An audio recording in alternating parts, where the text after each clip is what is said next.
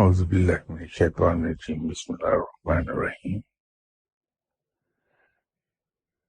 ہم یہاں تصوف کے سلسلے میں جب بھی گفتگو کرتے ہیں، میں ایک گزارش آپ کی خدمت میں بڑی شدت سے کیا کرتا ہوں کہ ہم اللہ کا قرب حاصل کر نہیں سکتے جب تک کہ ہم اس کی اطاعت اور پھر اس سے بڑھ کے اس کی بندگی نہ کر لیں۔ اب اس کی اطاعت اسی صورت میں ہوتی ہے جب ہم اس کے تمام احکامات پر حد الوسع کوشش کر کے عمل کرنا شروع کر دیتے ہیں۔ قلب کی صفائی پر ہم زور دیتے ہیں کہ وہ بنیاد بنتا ہے تمام تر نیکی کی، کہ جب ہمارا قلب آئینے کی طرح صاف اور دھلا ہوا رہتا ہے تو پھر نیکی کرنا بہت آسان ہے۔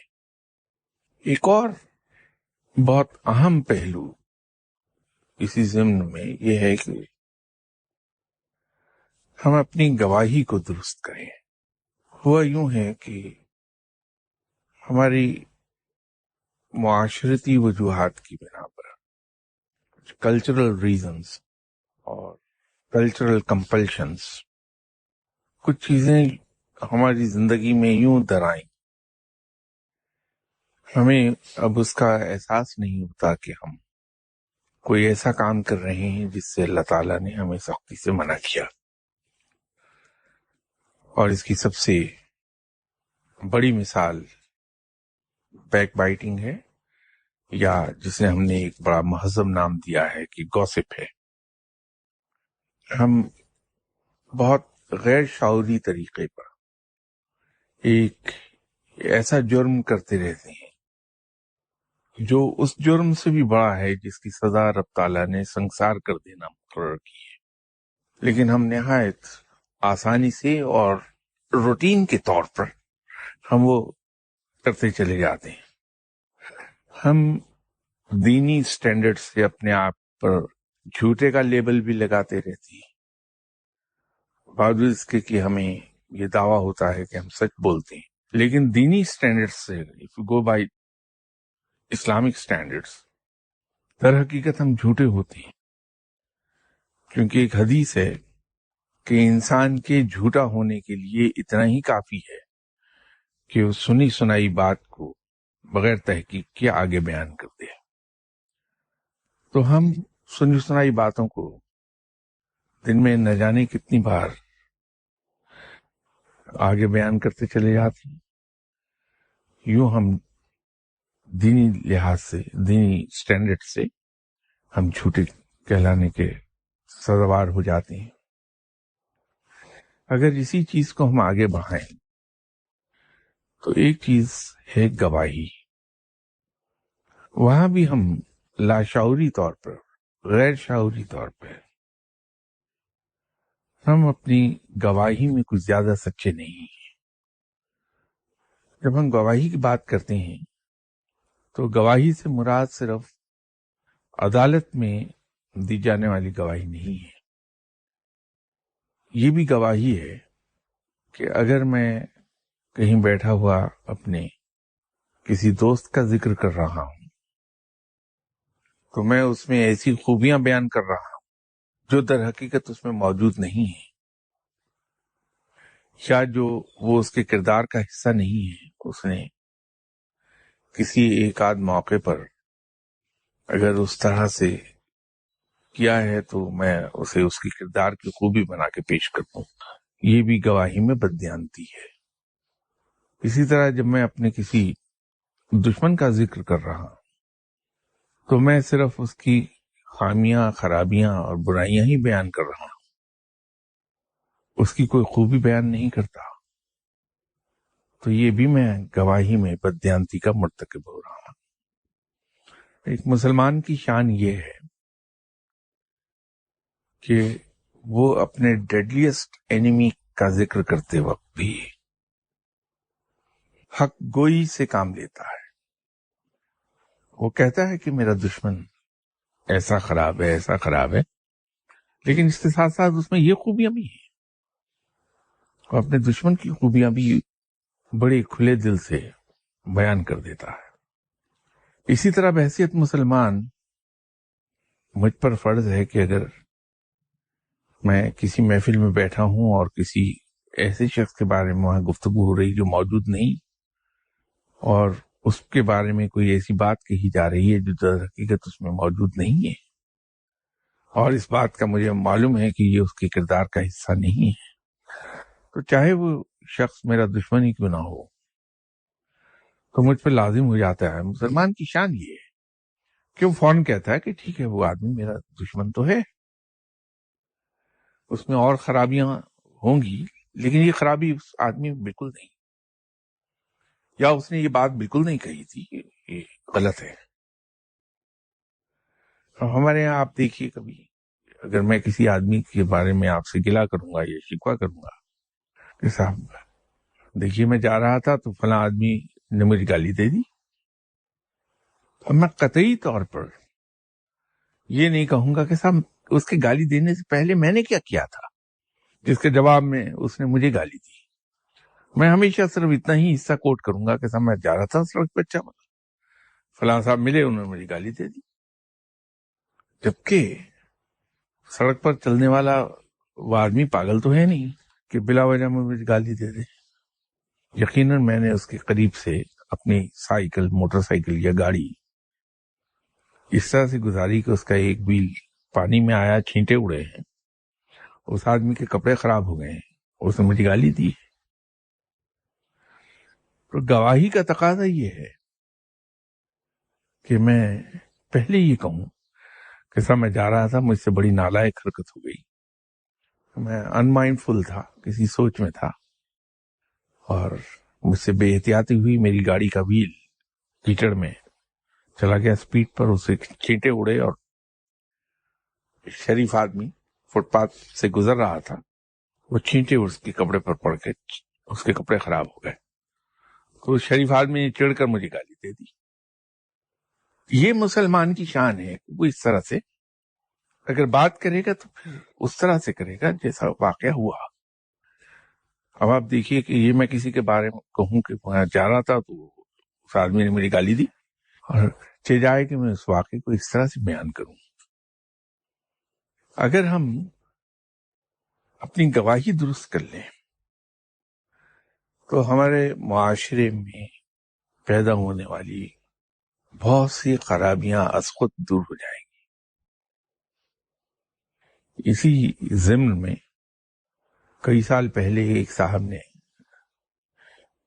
میرے حوالے سے ایک آرٹیکل لکھا تھا جس کی ہیڈ لائن تھی اصلاح معاشرے کا ایک نکاتی پروگرام ڈیش دیکھے گواہی. تو انہوں نے تو خیر بڑا تفصیل سے اسے لکھا تھا، اور یہ حقیقت ہے کہ انسان کی اصلاح کرنے میں اس طرح کی گواہی کو ایک بڑا دخل حاصل ہے. انسان اس خوف سے کہ میں تو گواہی پوری صحت کے ساتھ دوں گا، پھر کسی واقعے کی اصلیت کو چھپاتا نہیں، اور جب اصلیت کو چھپاتا نہیں تو اسے بیان پھر نہیں، کیونکہ ہم اصلیت تو بیان نہیں کرنا چاہتے، تو پھر ہم اس طرح کے گوسپ سے باز آ جاتے ہیں جس نے ہمارے معاشرے کو تباہ کیا ہوا ہے. اب یہ گواہی، یہ شہادت، اس سے ایک قصہ میرے ذہن میں تازہ ہوا، وہ ہے معراج شریف کا. ہم معراج شریف کا قصہ بچپن سے پڑھ رہے ہیں، سن رہے ہیں، لیکن یہ کبھی ہمارے ذہن میں نہیں آیا کہ یہ معراج شریف پر آپ صلی اللہ علیہ وسلم کو بلانے کا کوئی یقیناً مقصد رہا ہوگا. وہ مقصد کیا ہو سکتا ہے؟ میرے نزدیک معراج شریف پر اللہ تعالیٰ نے جو آپ صلی اللہ علیہ وسلم کو بلایا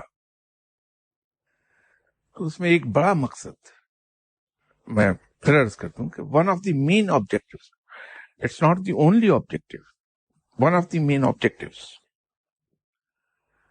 شہادت رہا. He should be the eye witness to everything. یہ اس کے بڑے مقاصد میں سے ایک مقصد تھا کہ جو کچھ ماورائے دنیا، ایک تو یہ ہمارا ایک عالم ہے جسے ہم عالم الاسباب کہتے ہیں، جغرافیہ کی زبان میں سے روئے زمین کہتے ہیں، اور عام بول چال میں اسے ہم دنیا کہتے ہیں. اس عالم الاسباب کے ماورا اور عالم بھی ہیں اور جہان بھی ہیں، اور وہاں پہ بہت سی چیزیں موجود ہیں. پھر آسمان ہے، اور ہر آسمان پر ایک باضابطہ دنیا آباد ہے. دنیا اس سینس میں نہیں جس سینس میں ہم اس زمین پر بسی ہوئی دنیا کو دنیا کہتے ہیں. دنیا سے مراد میری یہ بہت سی چیزیں ہیں. وہاں باضابطہ ایک کارخانہ قدرت ہے وہاں. تو جب وہ دکھانا مقصود تھا آپ صلی اللہ علیہ وسلم کو، تو یہاں یہ سوال اٹھے گا، اگر سب سے پہلی تخلیق ہونے والی روح آپ صلی اللہ علیہ وسلم کی تھی، آپ صلی اللہ علیہ وسلم تو موجود تھے وہاں، پھر یہ کیوں دکھانے کے لیے ضروری تھا کہ معراج کو لے جایا جائے؟ تو اس کا جواب یہ ہے کہ وہ روحانی وجود تھا آپ صلی اللہ علیہ وسلم کا. جو کچھ آپ صلی اللہ علیہ وسلم نے مشاہدہ کیا جسمانی وجود میں آنے سے پہلے، اور روحانی وجود سے مشاہدہ کیا ہوتا. دراصل یہ واقعہ معراج جب پیش آیا، اس سے فوراً پہلے طائف کا واقعہ ہو گزرا تھا. آپ صلی اللہ علیہ وسلم طائف تشریف لے گئے تھے، اور طائف کے لوگوں نے، ان کی بدبختی تھی کہ آپ صلی اللہ علیہ وسلم کے ساتھ کچھ ایسا سلوک کر ڈالا جس سے جسمانی طور پر بھی ہرٹ ہوئے آپ صلی اللہ علیہ وسلم، کہ خون ایڑیوں تک بہہ گیا، اور اندرونی طور پہ بھی دکھ ہوا تھا. یہ اور بات ہے کہ آپ صلی اللہ علیہ وسلم بشریت کی انتہائی اعلیٰ ترین بلندیوں کو پہنچے ہوئے تھے. اگر کوئی عام انسان ہوتا تو اس دکھ کی کیفیت میں شاید کوئی اور الفاظ کہتا، لیکن آپ صلی اللہ علیہ وسلم نے ایک لمبی دعا فرمائی تھی. کون جانے کہ آپ صلی اللہ علیہ وسلم کا مبارک خون اس طرح بہتا دیکھ کے رحمت خداوندی کس طرح جوش میں آئی، کس درجے کو جوش میں آئی کہ رب نے آپ صلی اللہ علیہ وسلم کو معراج شریف پہ بلا بھیجا. تو مقصد یہ تھا کہ آپ صلی اللہ علیہ وسلم کا جسمانی وجود بھی ان تمام چیزوں کو دیکھ لے، اس کا مشاہدہ کر لے، اس کی شہادت دے دے.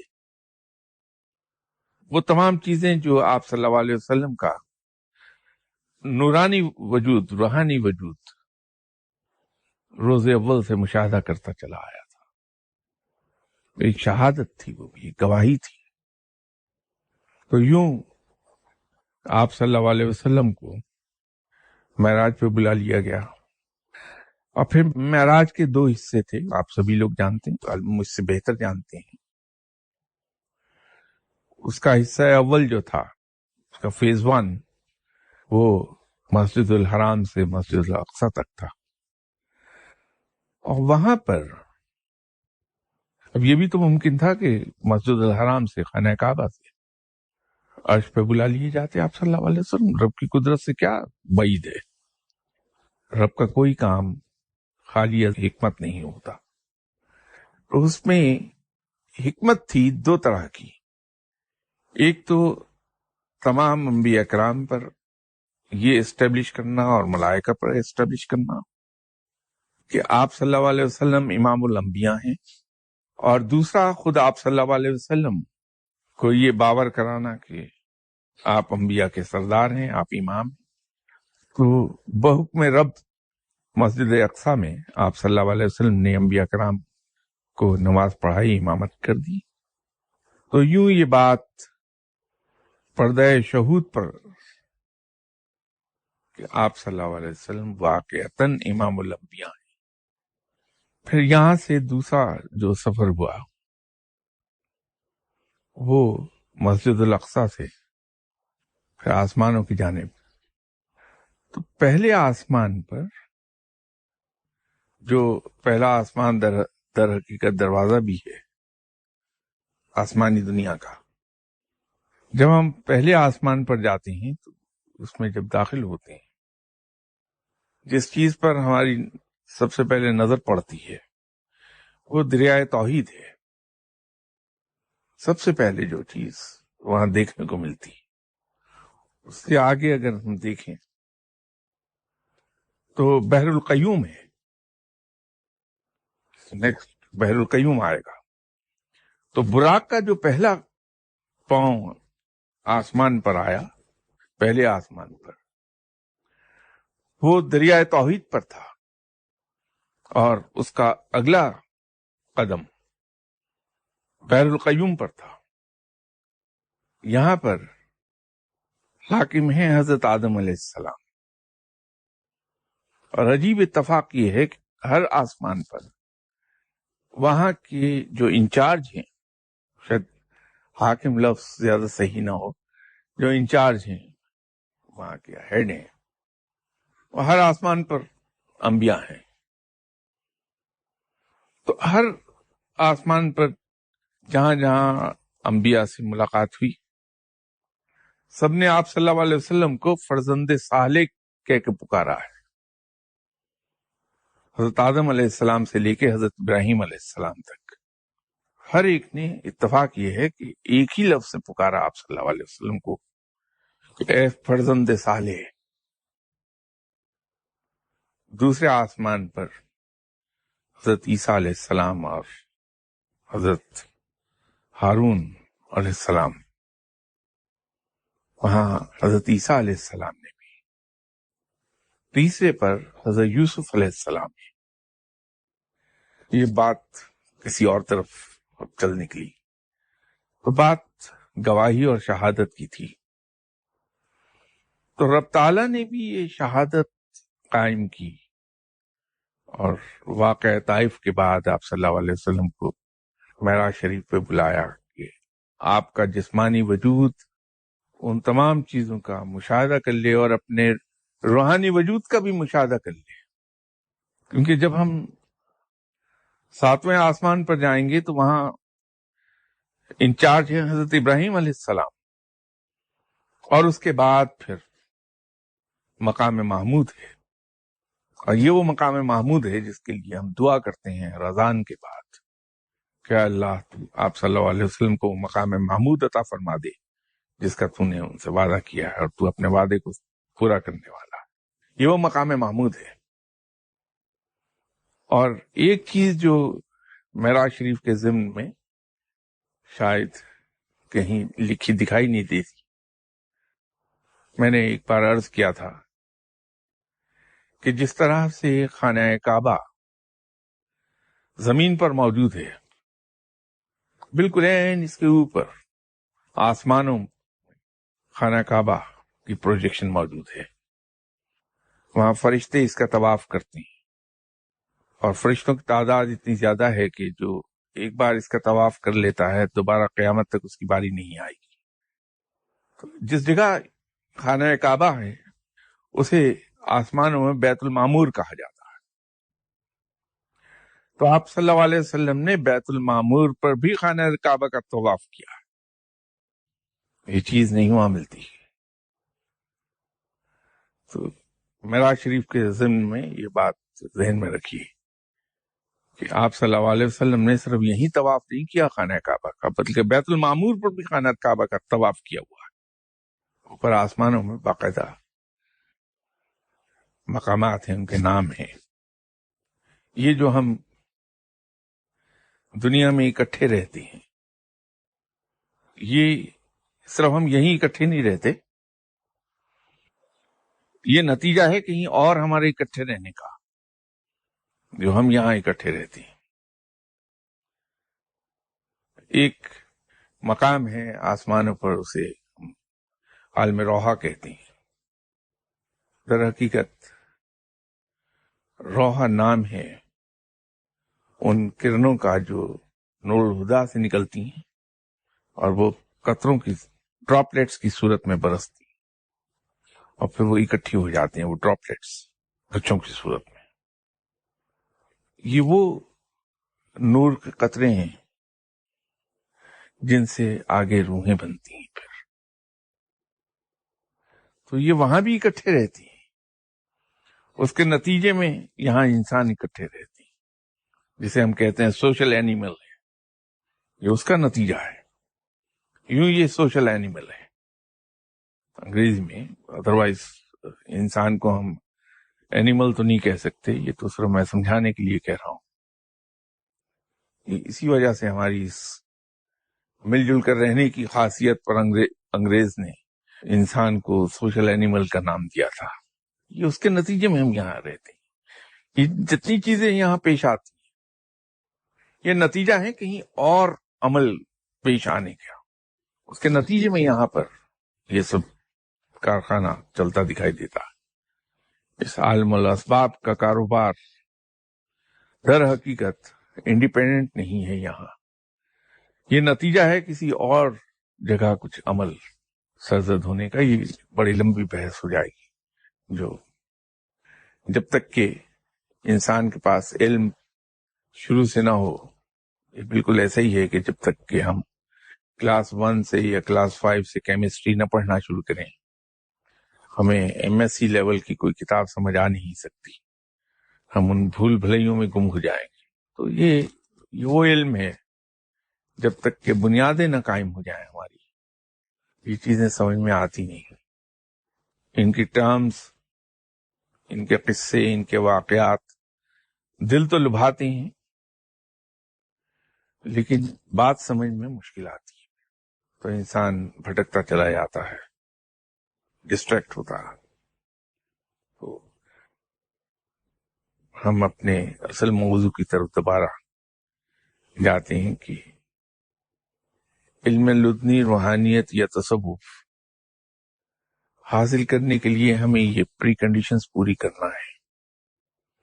تو وظائف، ذکر، اذکار، اوراد اور مجاہدوں پر زور دینے کی بجائے پہلے اگر ہم یہ بنیادیں اپنی قائم کر لیں، پری کنڈیشنز پوری کر لیں، تو پھر نہایت آسانی کے ساتھ ہمیں یہ علم بھی حاصل ہو جائے گا۔ تو جہاں ہم دوسری چیزوں کو اختیار کرنے کے لیے تگ و دو کر رہے ہیں، وہاں ہم اپنی گواہی بھی درست کر لیں۔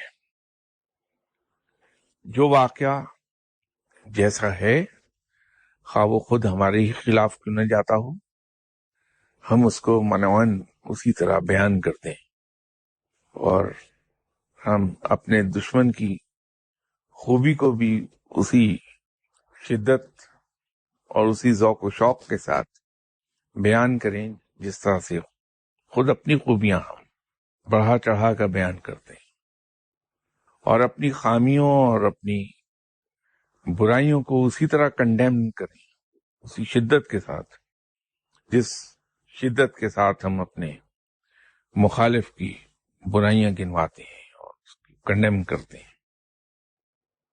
اس کے اثرات بڑے حیران کن مرتب ہوں گے، نہ صرف ہماری دنیاوی زندگی پر بلکہ ہمارے روحانی وجود پر۔ غالباً 1 یا 2 مرتبہ کسی صاحب نے یہاں سوال بھی کیا تھا کہ ہم روح کو لطیف بنانے کے لیے کیا کریں، اس کا جواب آج میں آپ کو پیش کر رہا ہوں۔ روحانی وجود پر ہمارے اس کے اثرات یہ مرتب ہوں گے کہ اس سچائی اور پاکیزگی کے نتیجے میں ہماری روح میں لطافت پیدا ہوتی چلی جائے گی، جو کہ روحانی سفر کے لیے بے پناہ طریقے سے ضروری ہے۔ اس ضمن میں اگر کوئی آپ سوال کرنا چاہتے ہوں تو۔ بیان کے حوالے سے، تقویٰ کے حوالے سے، جیسے آپ نے صوفی پیر فقیر کے بارے میں فرمایا ہے، ایسے اس طریقے سے اگر ایسے بیان کیا جائے، مسلمان، متقی، مومن اور محسن۔ شکریہ۔ میں ضرور کوشش کروں گا کہ اس موضوع پہ گفتگو ہو جائے، لیکن مختلف نشستوں میں ہماری ان تمام موضوعات پر گفتگو ہوتی رہی ہے۔ اگر مجھے صحیح طریقے پر یاد ہے تو کسی نشست میں ہماری بڑی سیر حاصل گفتگو ہوئی تھی اس بات پر کہ ہم میں سے لوگوں کی ایک بڑی اکثریت اس چیز پہ فخر کرتی ہے کہ میں تو صاحب انصاف سے چلتا ہوں۔ تو میں نے یہ عرض کیا تھا کہ جناب، جس بات پر مجھے سب سے زیادہ فخر ہے کہ میں انصاف سے چلتا ہوں، انصاف کی بات کرتا ہوں، تو مجھے شاید یہ معلوم نہیں کہ یہ سب سے کمتر ترین درجہ ہے ہماری ڈیلنگز کا، جو اللہ تعالی ہم سے توقع رکھتا ہے کہ ہم اپنی ڈیلنگز کو مبنی بر انصاف رکھیں گے۔ تو یہ کمتر ترین درجہ ہوگا جس پہ میں اتنا زیادہ فخر کر رہا ہوں۔ اور اللہ تو اس چیز کو پسند کرے گا جب ہم اپنی ڈیلنگز کو مبنی بر احسان کر دیں گے۔ وہاں میں نے یہ عرض کیا تھا کہ اس کانٹیکسٹ میں اگر ہم بات کریں، میں گرامر اور اصطلاح کے معنوں میں نہیں بات کر رہا، میں اس پرٹیکولر کانٹیکسٹ میں بات کر رہا ہوں، تو احسان سے مراد قربانی ہے۔ تو پھر وہاں میں نے ایکسپلین کیا تھا کہ ایثار اور قربانی، تو یہ اس موضوع پر بات ہوتی تو رہی وقتاً فوقتاً مختلف نشستوں میں، لیکن میں یقیناً کوشش کروں گا کہ اس پر کچھ گفتگو ہو جائے ہماری۔ صرف آپ ایک زحمت کیجیے گا کہ نیکسٹ سنڈے جب میں حاضر ہوں آپ کی خدمت میں تو مجھے یاد دلا دیں کہ اس موضوع پر ہمیں بات کرنی ہے، تو انشاءاللہ تعالی اس موضوع پہ بات کرتے ہیں۔ اور جہاں تک بات رہ گئی ایمان کے مختلف درجات کی، تو صاحب وہ جس طرح جناب بابا فرید گنج شکر رحمۃ اللہ علیہ صاحب نے کہا تھا کہ اسلام کے رکن 5 نہیں 6 ہیں، ایک روٹی کا اضافہ بھی کر لیجئے۔ تو بات یہ ہے کہ بالکل اسی طرح آج کے زمانے میں دین کے جو درجات آپ نے فرمائے، مسلمان، متقی، مومن اور محسن، اس میں ایک اور کا اضافہ کر لیجئے کہ مسلمان سے پہلے کلمہ گو، جو کہ ہم سبھی ہیں۔ کلمہ گو تو ہم سبھی ہیں، لیکن مسلمان ذرا سا دشوار ہو جاتا ہے ہمارے لیے اس مقام تک جانا۔ پھر متقی، مومن اور محسن تو بہت آگے کی چیزیں ہیں۔ کم از کم میں اپنی بات کر سکتا ہوں کہ کلمہ گو تک تو مجھے آسانی یوں ہے کہ مجھے پتہ بھی نہیں چلا، بغیر میرے علم میں لائے میرے ماں باپ نے مجھے مسلمان کر دیا تھا۔ تو اس دن سے میں کلمہ گو چلا آ رہا ہوں۔ پھر بڑی اوائل عمری میں جہاں انسان کو کوئی سمجھ نہیں ہوتی، تو میرے والد نے مجھے کلمہ پڑھنا سکھا دیا تھا، اذان بھی والد نے سکھا دی۔ وہ اس وقت نہ سکھا دے تو اب تو میں سیکھتا ہی نہیں تھا، خواہ ڈنڈے مارتے رہیے آپ، میں تو نہیں سیکھتا۔ وہ مجھے دنیاوی چیزیں ہی یاد نہیں ہو پاتی، تو ادھر کون توجہ دے کے کلمہ یاد کر لے، اذان یاد کر لے۔ تو اس لیے ایک درجہ کلمہ گو کا بھی ہے، اب وہ اس زمانے میں اضافہ کر لیجئے، وہ الحمدللہ ہم سبھی ہیں۔ تو اس موضوع پہ بات کریں گے۔ وعلیکم السلام۔ کیا صاحب آپ نے فرمایا تھا کہ روحانیت کے درجات کے بارے میں کہ بیسک 10 درجات ہیں، میں یہ جاننا چاہتا ہوں کہ اس کی جو پری کنڈیشنز ہیں، یہ ہر درجے کی روحانیت کی پری کنڈیشنز علیحدہ علیحدہ ہیں، یا پہلے آپ کو ایک سرٹن لیول پری کنڈیشنز کا اذکار کرتے ہیں تو پہلے آپ پہلی سیڑھی پہ قدم رکھتے ہیں؟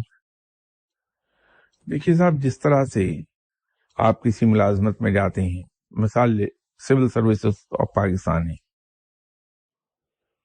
इसमें आप एंट्री के लिए आपको एक मखसूस मयार रखना पड़ता है नॉलेज का और इंटेलिजेंस का। वो गवर्नमेंट आपको टेस्ट कर लेती है through written test and viva. तो अगर कोई आदमी इस मयार पर उतरता है तो फिर उसे ट्रेनिंग के लिए वो एकेडमी में भेज देती है। वहाँ आप कोर्स करते हैं, उसके अंदर और बहुत से उसके लवाजमात हैं, सभी से आप गुजारे जाते हैं। फिर आपका एग्जाम होता है, तो ये देखते हैं कि आप एक मयार तक आ गए या नहीं आ गए।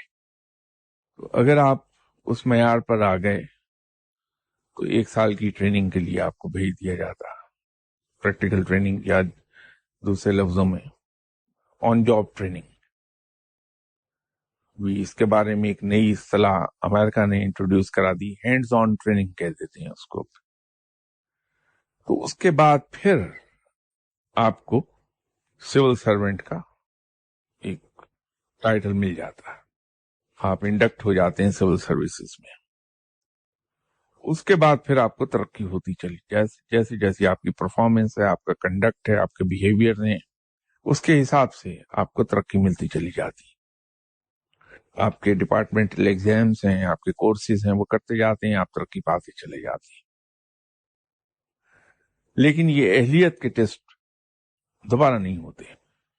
फौज में आपका मयार देखने के लिए कि ट्रेनिंग के लिए आपका मयार पूरा है या नहीं, आपका रिटन टेस्ट हैं, आपके प्रैक्टिकल टेस्ट हैं, आपका वाइवा है, फिर ले लिए जाते हैं, you are Saint to the academy.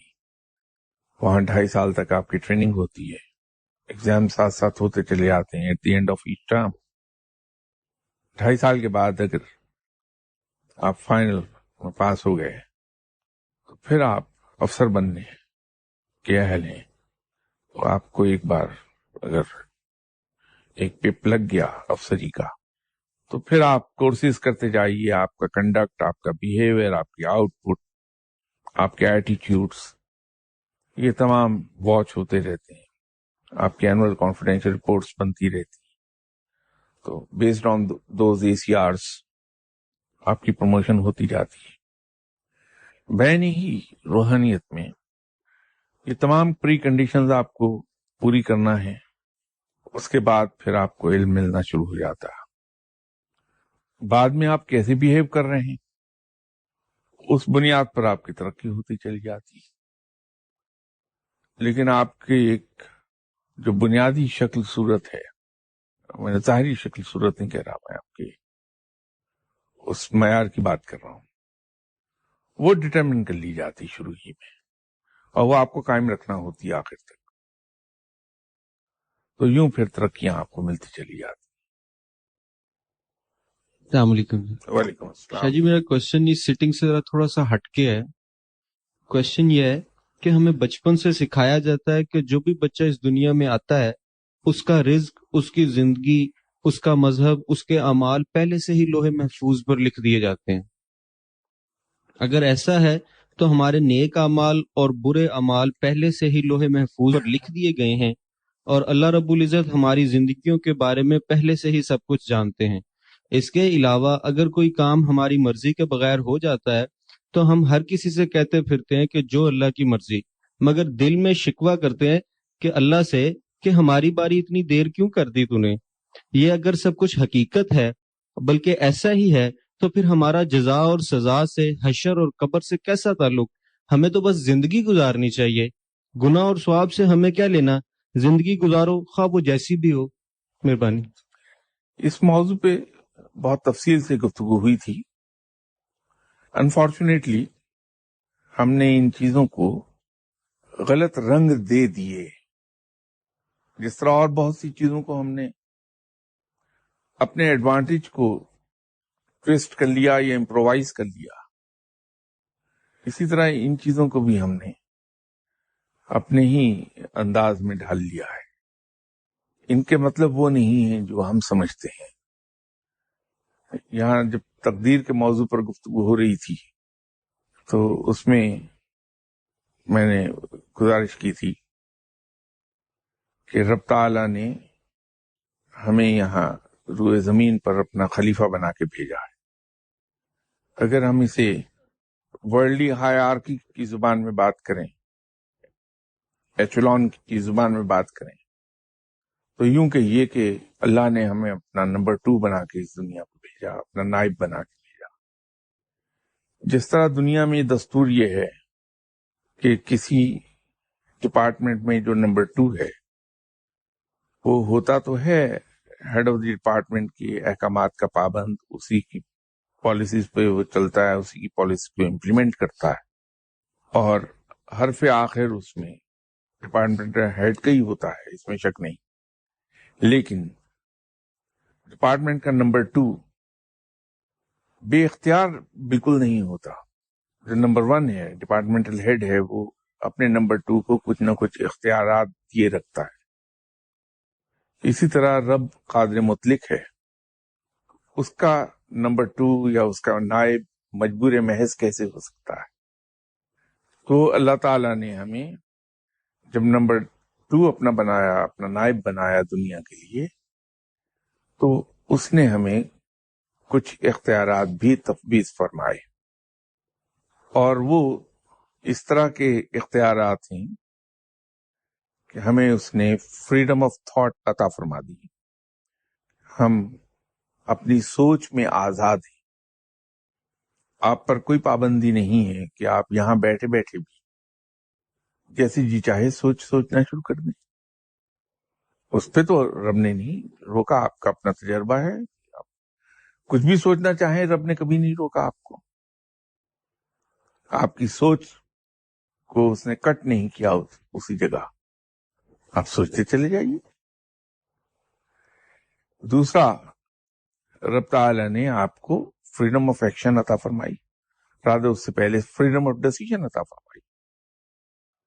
آپ اگر یہاں بیٹھے بیٹھے یہ فیصلہ کرتے ہیں، یا میں فیصلہ کرتا ہوں کہ مجھے شراب پینا ہے یا جوا کھیلنا ہے، تو رب 2 فرشتے نہیں بھیجے گا کہ اس آدمی کا ہاتھ روک لو کہ شراب نہ پینے پائے.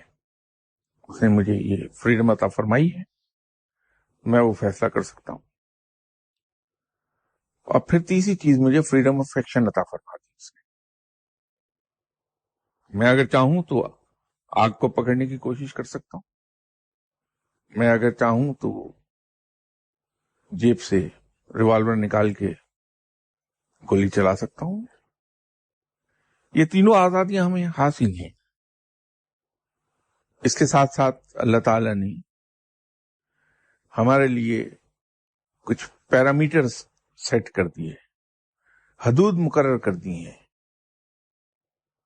کہ یہ کام کرو گے تو اس کا انعام تمہیں دیا جائے گا، اگر یہ کام کرو گے تو اس کی سزا دی جائے گی. ڈوز اینڈ ڈو ناٹس، کہ یہ کام کرو، یہ کام نہیں کرو. اسی حساب سے اس نے اس کی جزا اور سزا قائم کر دی. رب تعالیٰ نے شراب پینے سے منع کیا ہے، جوا کھیلنے سے منع کیا ہے، جھوٹ بولنے سے منع کیا ہے. اب آپ دیکھیے کہ میں صبح سے شام تک کس روانی اور کس فراوانی، دونوں ہی باتیں، کیسی خوبصورت روانی اور فراوانی کے ساتھ میں جھوٹ بولتا ہوں. کبھی میرے پاس کوئی فرشتہ نہیں آیا یہ کہنے کو کہ تم جھوٹ نہ بولو، اور درمیان میں کبھی کبھی میں منہ کا ذائقہ بدلنے کے لیے سچ بول دیتا ہوں، تو بھی کوئی فرشتہ نہیں آیا اتر کے. جب چاہوں میں جھوٹ سے سچ پہ سوئچ اوور ہو جاؤں. فرشتے نے اعتراض نہیں کیا کسی نے آ کے. نماز انتہائی ضروری عبادت ہے، اور سب سے پہلے پوچھ گچھ بھی اسی کی ہوگی. میں نماز چھوڑ دیتا ہوں، پھر پڑھنا شروع کر دیتا ہوں، کبھی کوئی فرشتہ نہیں آیا. اگر یہ سب چیزیں پہلے سے لکھی ہیں، معین ہیں، تو پھر تو میرے پاس ہر مرتبہ کوئی نہ کوئی فرشتہ آنا چاہیے روکنے کے لیے کہ تم اپنی حدود سے باہر جا رہے ہو، کہ تمہاری تقدیر میں تو دکھا ہے کہ تم 5 وقت کی نماز پابندی سے پڑھو گے، اب تم نماز نہیں پڑھ رہے. وائس ورثہ ایسا کبھی نہیں ہوا. زکوٰۃ دینا مجھ پہ فرض ہے، میں نہیں دیتا. ابھی اللہ مجھے توفیق بخش دے اور میں نیکی کی طرف چل پڑوں تو زکات دینے لگوں تو بھی کوئی فرشتہ نہیں آئے گا، ہے نا؟ یہ آزادی دی ہے رب نے مجھے، لیکن ساتھ ہر چیز واضح کر دی ہے، یہ کام میں کروں گا تو میرے لیے بہتر ہے، اور آخرت میں اس کے لیے مجھے اجر عطا فرمایا جائے گا، اور اگر ان کاموں سے میں باز رہوں گا تو بھی میرے حق میں فائدہ ہے، اور اگر میں باز نہ آیا اور یہ کام کیے جس سے اللہ نے مجھے منع کیا ہے تو اس کے لیے مجھے سزا دی جائے گی، یہ اللہ نے مقرر کر دی ہے۔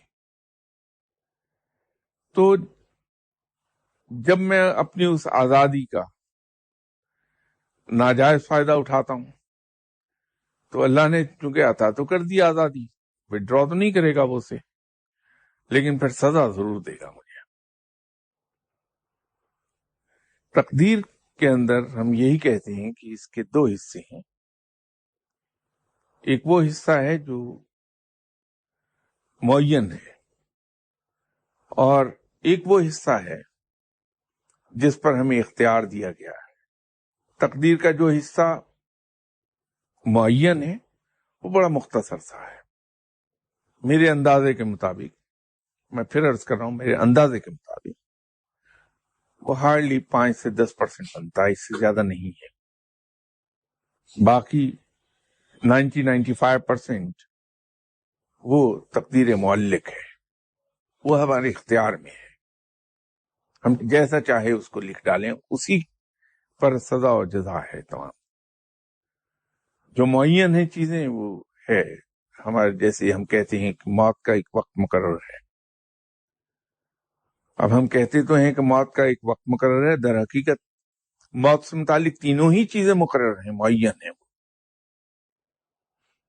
موت کا وقت، موت کا طریقہ اور موت کی جگہ، یہ تینوں چیزیں مقرر ہیں۔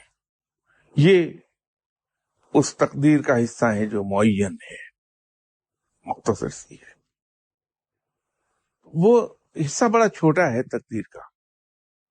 باقی وہ جو آپ نے فرمایا کہ جب کوئی کام ہماری مرضی کے مطابق نہیں ہوتا تو ہم کہتے ہیں کہ اللہ کی مرضی، یہ ہمارے رویے ہیں۔ اللہ تعالیٰ جس چیز کی توقع رکھتا ہے مسلمانوں سے وہ اس سے ذرا مختلف ہے۔ اللہ ہم سے یہ توقع رکھتا ہے کہ ہم جب بھی کوئی کام کریں اس کو کرنے سے پہلے اس کے تمام پہلوؤں پر اس عقل کے ذریعے جو اللہ نے ہمیں عطا فرمائی ہے، جو اللہ نے ہمیں سمجھ عطا فرمائی ہے، اور جو ہمیں اللہ نے ایبلٹیز عطا فرمائی ہیں، ان سے کام لے کر ہم اس کے تمام پہلوؤں پر غور کر لیں کہ اس کے اچھے اور برے پہلو کیا ہیں، اس کے فائدے اور نقصانات کیا ہوں گے، اس میں کہاں پٹ فالز آئیں گے، ان کو ہم نے کیسے اوور کم کرنا ہے، یہ تمام ایک جائزہ اس کا لے لیں، ایک اسٹریٹجی بنا لیں اللہ کی عطا کردہ عقل کے ذریعے سے، پھر ہم فیصلہ کریں تو اللہ کا نام لے کے مجاہدوں کی طرح کمر کس کے جو ہمارے اندر اللہ نے ذہنی اور جسمانی قوتیں رکھی ہیں ہم ان سے بھرپور کام لیں اور بھرپور کوشش کر ڈالیں اس کام کو کرنے کی۔ جب ہم اپنی کسی کوششیں کر ڈالیں تو پھر اللہ کے حضور دعا کریں کہ یا باری تعالیٰ تو نے ہمیں جو ذہنی اور جسمانی قوتیں عطا فرمائی تھیں ہم نے ان سے بھرپور کام لیا اور انسانی حد تک کوشش کر لی ہے، تو بہتر جانتا ہے کہ میرے لیے کیا بہتر اور کیا برا، اس کا نتیجہ تو وہ دے دے جو میرے حق میں بہترین ہو۔ یہ دعا کرنے کے بعد صدق دل سے اس کوشش کا انجام رب پر چھوڑ دے، اور پھر جو رب کی طرف سے فیصلہ آئے اس کو بڑی خوش دلی سے قبول کر لے۔ اس کو واضح کرنے کے لیے میں کوئی ایسی مثال دے دیتا ہوں کہ فرض کر لیجئے میرا ذہن مجھے یہ کہہ رہا ہے کہ فلاں جاب میرے لیے بہت اچھی ہے،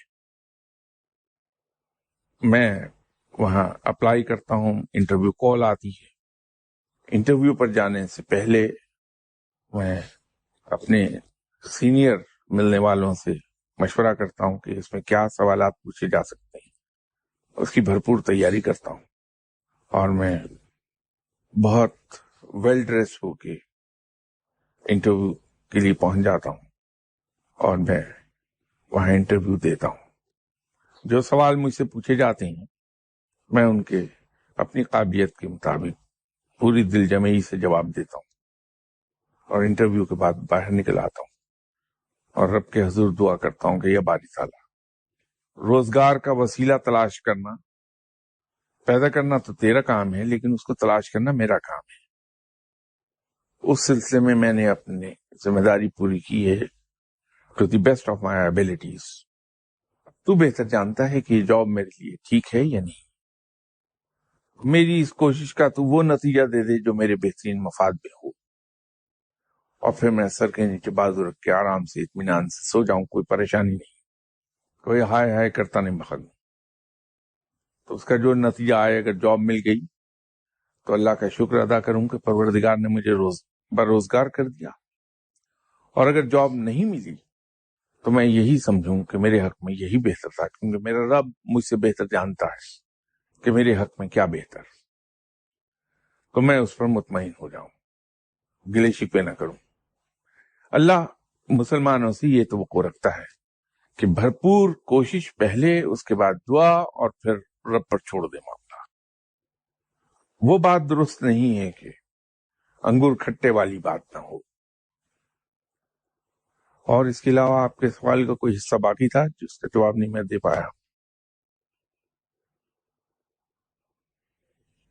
زندگی گزارنے کا طریقہ، قبر حشر سے تعلق۔ اب یہ بڑا دقیق سوال آپ مجھ سے پوچھ رہے ہیں، اس کا جواب دینے کا تو شاید میں اہل ہی نہیں ہوں کہ قبر اور حشر سے کیا تعلق ہے۔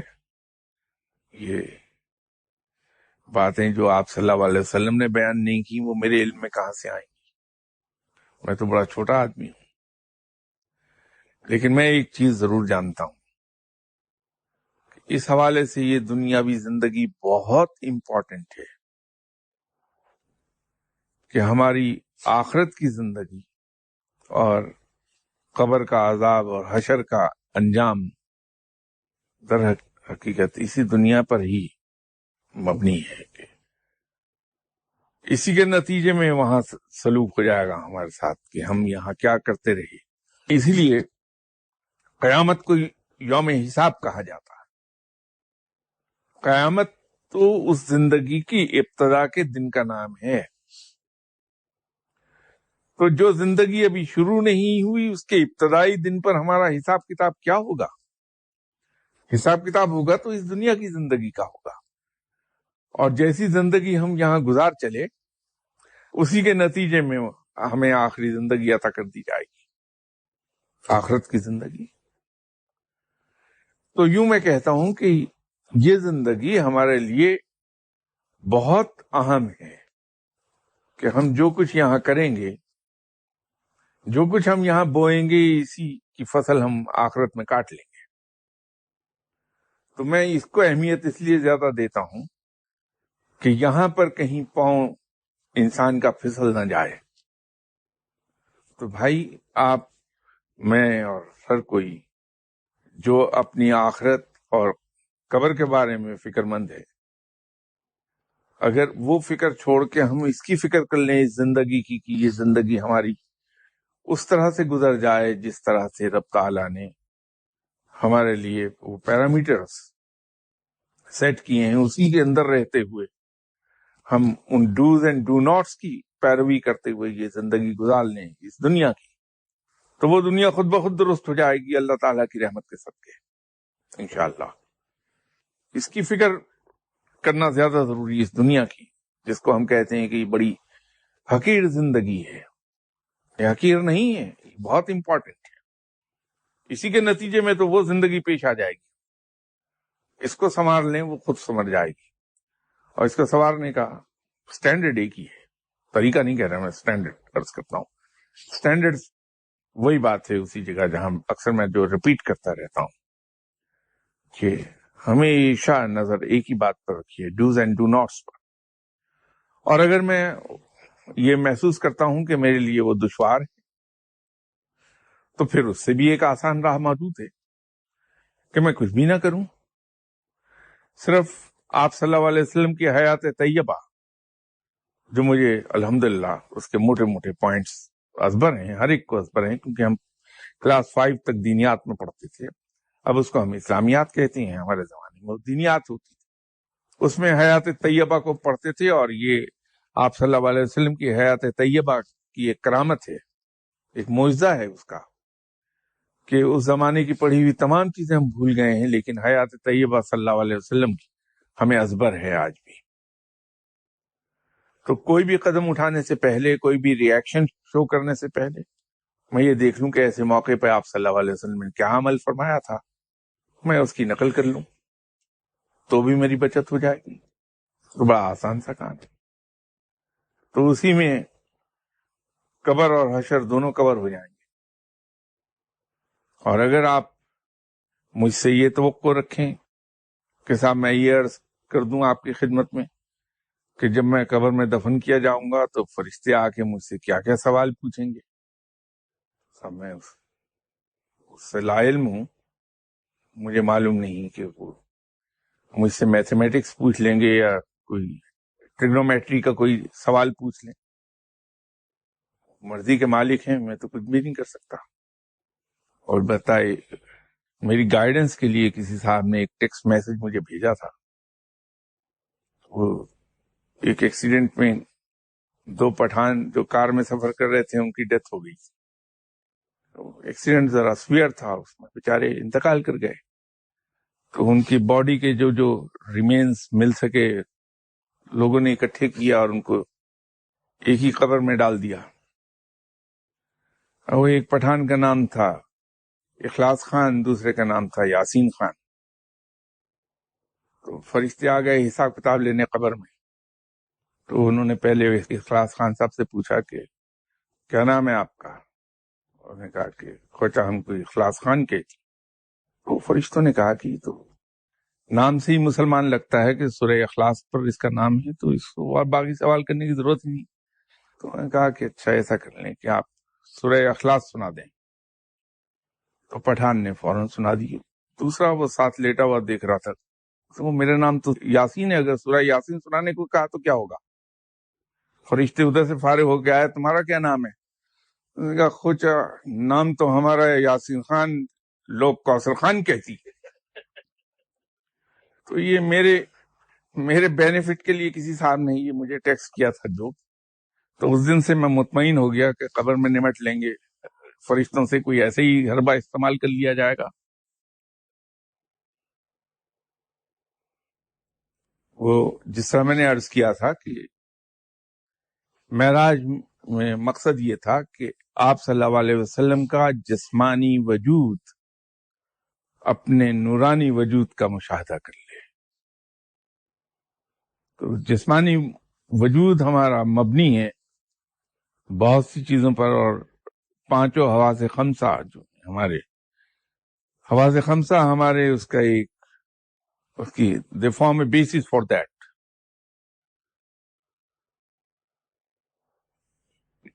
خانہ کعبہ کے عین اوپر اس کا پروجیکشن ہے اور بیت المعمور ہے، تو زمین اپنے محور کے گرد بھی گھوم رہی ہے، سورج کے گرد بھی اور کہکشاؤں کی اس میں بھی. تو کیا اس میں بھی ایسی حرکت ہے یا اس کا کچھ اور مطلب ہے؟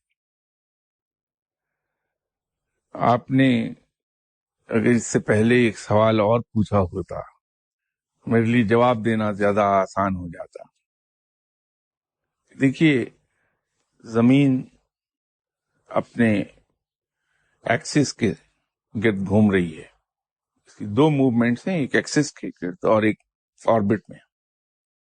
تو پھر تو بڑا آسان کام ہے کہ میں ہیلی کاپٹر میں بیٹھتا ہوں اور زمین سے 500 فٹ یا 1000 فٹ اوپر لے جا کے ہیلی کاپٹر کھڑا کر دیتا ہوں.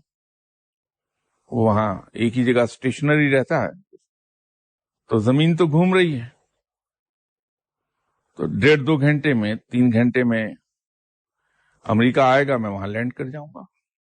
پرواز کرنے کی ضرورت ہی نہیں مجھے. کیا خیال ہے؟ لیکن ایسا ہوتا نہیں ہے. اس کی وجہ کیا ہے